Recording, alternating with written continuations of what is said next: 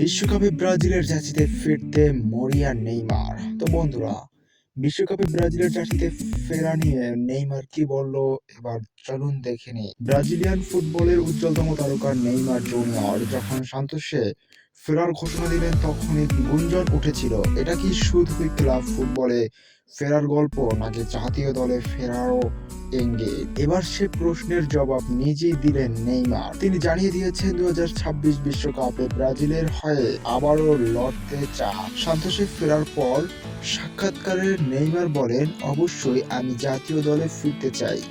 আমার এখনো কিছু জেতার বাকি আছে। 2026 বিশ্বকাপ এটা সম্ভবত আমার শেষ মিশন, তাই আমি সেটাকে জয় করতে চাই।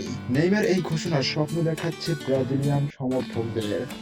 ভিনিসিয়াস জুনিয়র, রদ্রিগোদের মতো তরুণ তারকাদের সঙ্গে মিলে নেইমার কি পারবে ব্রাজিলকে ষষ্ঠ বিশ্বকাপ এনে দিতে, নাকি এটি হতে যাচ্ছে তার ক্যারিয়ারের শেষ অপূর্ণ স্বপ্ন?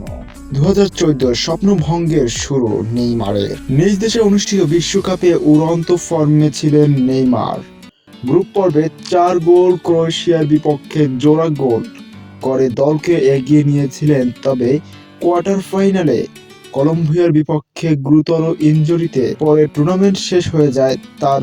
এরপর সেমিফাইনালে জার্মানির কাছে 7-1 গোলের লজ্জাজনক পরাজয়, যা আজও দুঃস্বপ্ন ব্রাজিলিয়ানদের জন্য।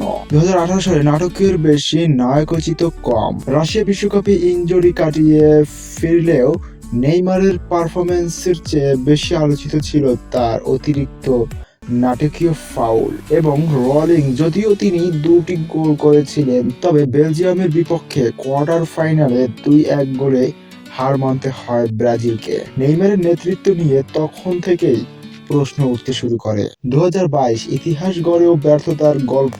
কাতার বিশ্বকাপে ছিলেন ব্রাজিলের সবচেয়ে বড় ভরসা।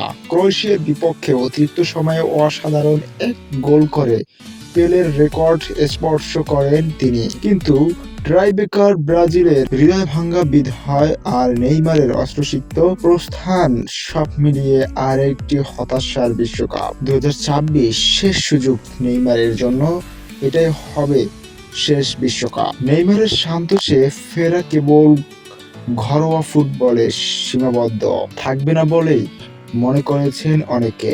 ফর্ম ও ইনজুরি সামলে জাতীয় দলে জায়গা পাকা করতে পারলে 2026 বিশ্বকাপই হতে পারে নেইমারের লাস্ট চান্স।